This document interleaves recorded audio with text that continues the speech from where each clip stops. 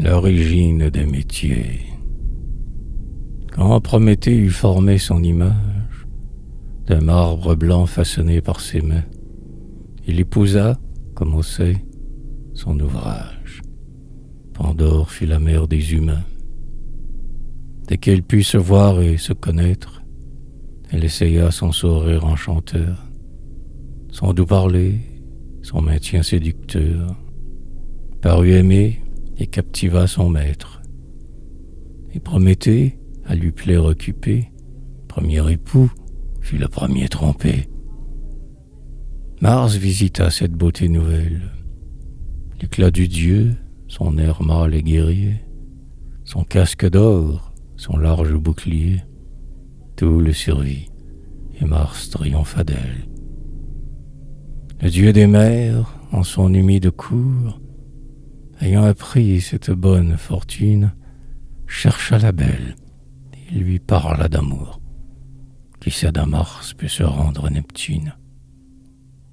Le blond Phébus, de son brillant séjour, vit leur plaisir, eut la même espérance. Elle ne put faire de résistance au dieu des vers, des beaux-arts et du jour. Mercure était le dieu de l'éloquence. Il sut parler, il eut aussi son tour. Vulcain, sortant de sa forge embrasée, déplut d'abord et fut fort maltraité. Mais il obtint par importunité cette conquête aux autres dieux aisés. Ainsi Pandore occupa ses beaux ans, puis s'ennuya sans en savoir la cause. Quand une femme aima dans son printemps, elle ne peut jamais faire autre chose. Mais pour les dieux, ils n'aiment pas longtemps. Il avait eu pour eux des complaisances. Il la quittait.